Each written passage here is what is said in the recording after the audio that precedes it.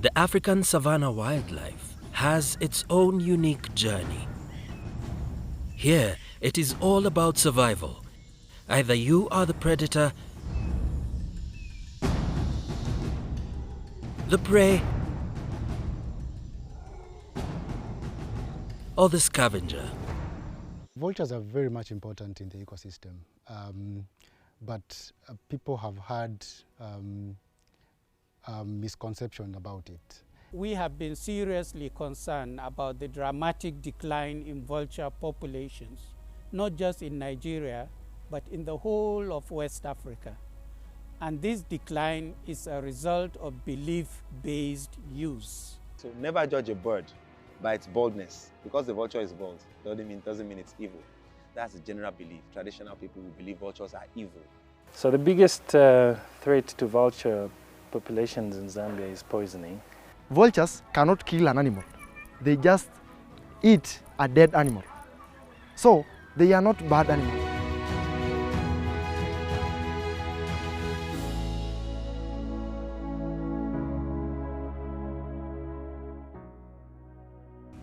Among the scavengers, vultures are possibly one of the most majestic and awe-inspiring creatures who are often misunderstood. They are poorly associated with nefarious activities when actually they probably do mankind one of the biggest favors on Earth. They feed on carcasses, helping to keep the environment clean, thereby likely preventing disease from spreading. Vultures provide valuable services that we don't even have to pay for. They are the sanitation workers of the savannah, picking carcasses of dead animals clean to reduce the likelihood of diseases spreading. As sentinels of the skies, they warn authorities of poaching activities. They save the lives of so many animals, even the elephants that tower below them. They are perhaps the most misunderstood birds on our continent. They're like a sanitation crew. They clean up the wild, and they do it so efficiently that they can, digest pathogens, things like anthrax and tuberculosis, so they likely stop the spread of disease. So if they're not there, the carcass will stay in the environment longer. It will mean that disease can spread maybe quicker because it's in the environment for a longer period of time. Not only are vultures our friends, they play a big role in our habitat.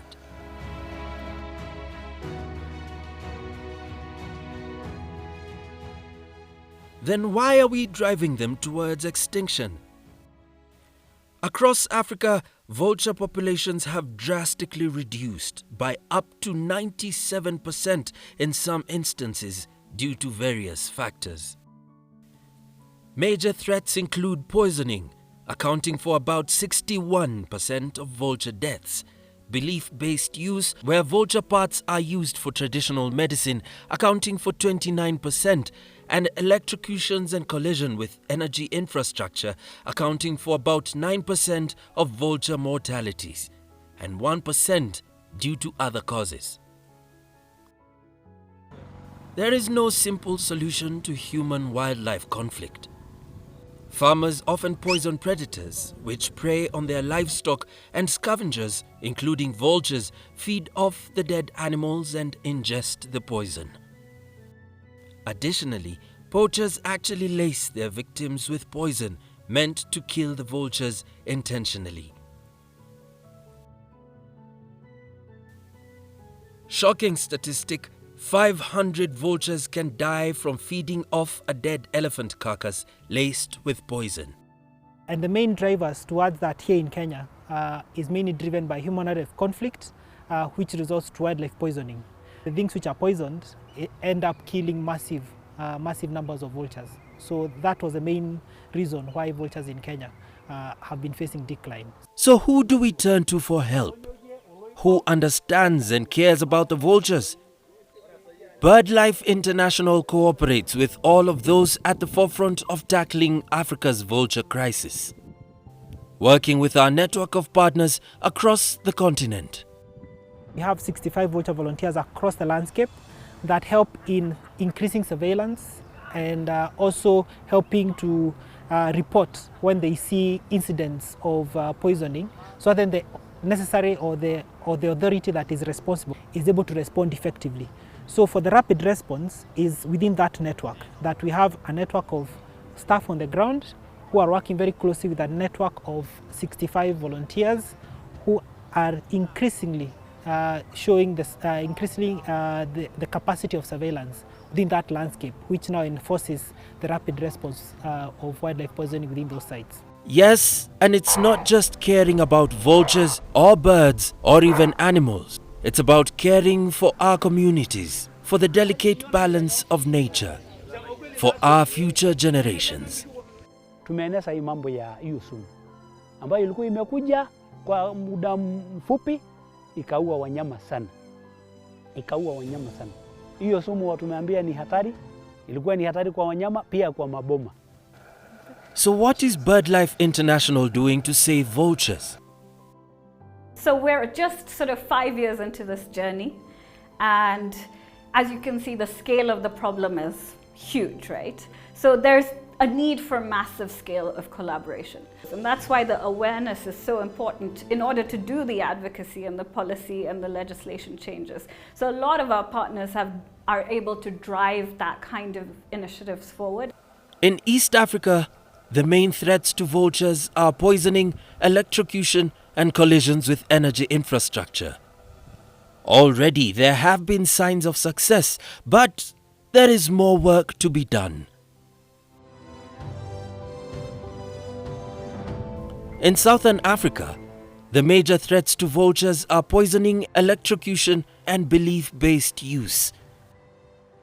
Electrocutions on power lines. So as we go forward into the future and Africa develops, including Zimbabwe, the infrastructure development, huge infrastructure development in terms of energy, will certainly impact these birds as they're already happening in South Africa, where they have much more, larger infrastructure development. Around 500,000 hectares of land in South Africa, Zambia and Zimbabwe have been designated as vulture safe zones, or VSZs. Creating these safe zones means working with private landowners and farmers to use methods for managing their land that encourage vulture populations to survive and grow.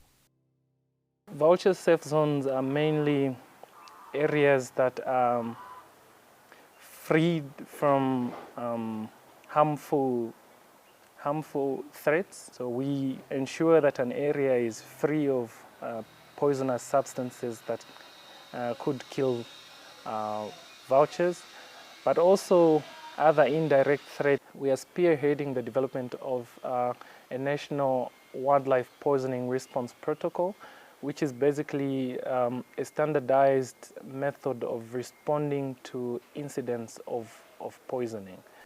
In West Africa, the primary threat to vultures is belief-based use. Many communities mistakenly believe vulture body parts have healing and magical powers. Thus, they use the vulture parts in traditional medicine. The Nigerian Conservation Foundation is carrying out a number of initiatives to tackle this threat. Working with traditional healers and institutions, NCF is developing a guide for traditional healers for plant-based alternatives to vulture parts. NCF is also working to raise awareness on importance of vultures in the ecosystem. But for certain species like vultures, direct exploitation is really the major thing right now, and that is the hunting, the poaching of its eggs, the catching it by snares, shooting vultures, and so on, and mostly for ritual purposes. Muna yin na koran aljannu daga jiki. Ya isa? Muna yin magani da su idan an yi wa mutum sihiri. What we want is to be able to say, oh, can we have alternative which is not having animal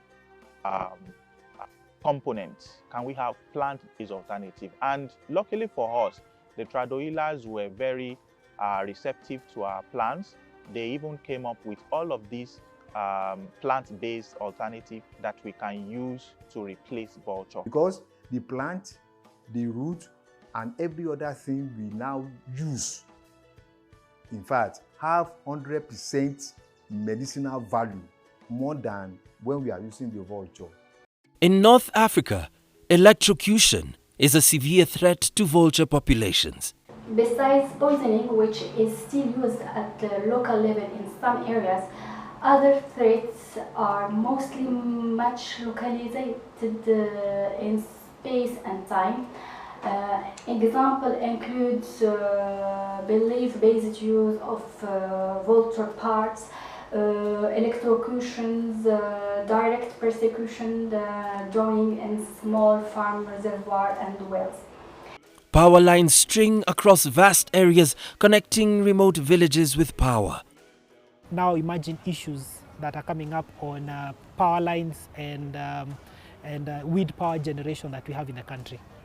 It end up killing massive numbers of vultures. Vulture habitats are also disappearing because of human development. That cuts their food supply. Poisoning here, as in other regions in Africa, also takes its toll. In Morocco, Grepom, a BirdLife partner, opened the Vulture Rehabilitation Center in May 2020 in Jebel Musa. Their most recent victory is the reintroduction of the griffon vulture, which has been missing from the nation as a breeding species for 40 years. To save the vultures, governments and local communities as well as other NGOs must be at the heart of conservation efforts. Anything should not be poisoned, otherwise we will be poisoning everything. So we've really done so much that if the government come in and put some inputs to make sure they close any shop that is contributing any substances used to poison any other thing, the better. We will have achieved the best. Yes. So I say poisoning must stop, and we must stop even any chemical that can be used in any way, because it results to poisoning in the other way. Ni angulu gaba ɗayanta wannan abu. Kuma a yanzu na daina amfani da sassan dabbobi gaba ɗaya, sassan angulu. Na da ina amfani da wannan garin magani ka gan shi, ga irin magungunan da nake amfani da su, ga irin sassaƙe da sayawa da nake amfani da shi akan madadin angulu. Duk taimakon da ka kawo ka nema in dai angulu za ta wannan ma zai maka in Allah ya yarda.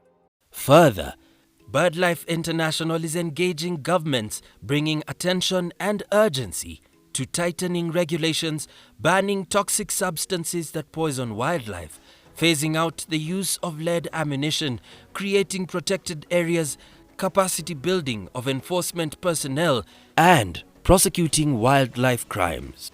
The Kenya Wildlife Act of 2013 was amended to make it a criminal offense to poison any wildlife. Kenya went on to adopt a wildlife poisoning response protocol.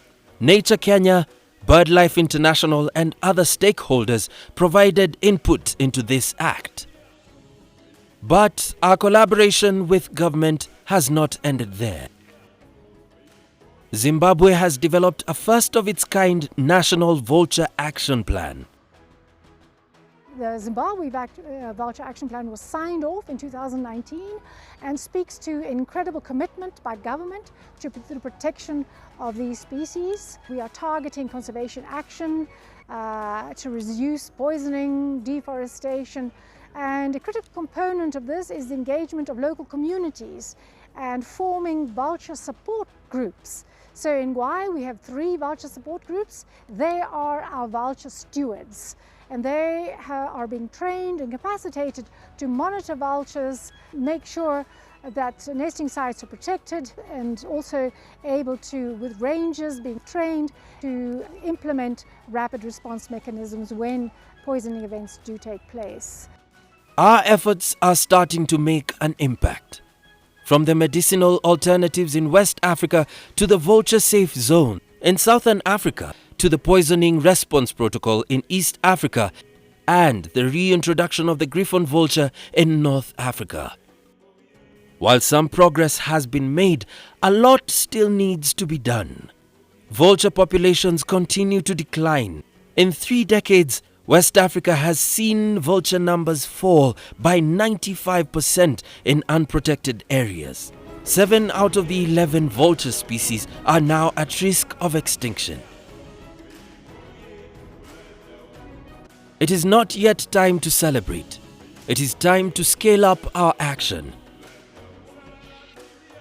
One of the values that we derived was people seeing that vultures are important, showing that there is a shift towards appreciating the roles of birds, and within that increase in that surveillance, we have been able to see that poisoning by itself has reduced, but now having a vulture dead or having a jackal dead, people are reporting, and that is very important because people are appreciating and knowing that wildlife is important to them.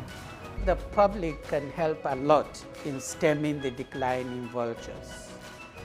The first thing members of the public need to do is to change their views about vultures. GREPOM is yet to develop a project aimed to help the species thrive and even expand to adjacent areas. Because they look unattractive to a lot of people, they think they must be evil. But no, every creature is beautiful in its own right. That will be my message to people practicing such, to find alternatives and let vultures thrive. See beyond the physical appearance. A lot has to be done to improve the conservation of vultures and other birds. We launched a very important initiative called the BirdLife Africa Vulture Conservation Forum. This idea of this forum is essentially to bring together our partnership as a first step and then hopefully continue to branch out and really bring, that collaboration at the scale required to help vultures soar again, as we say. We need funding. $100 could purchase basic poison response kit. $500 could purchase premium poison response kits with a camera and GPS equipment. $1,000 could equip vulture support groups with backpacks, GPS equipment, smartphone, binoculars, and a camera. $5,000 could train 20 people to respond to wildlife poisoning incidents. And for $10,000, this could help establish a vulture-safe zone at least 50 square kilometers in size. We need volunteers. We need government's continued vigilant action. We need to create awareness about vultures so that everyone can contribute. And by contribute, we mean save the vultures. Save our wildlife. Save ourselves. Our scavengers are beautiful, and they are more helpful than most of us realize. Let's conserve them as part of our ecosystem. And because we can, through our compassion and our action, let us save Africa's vultures.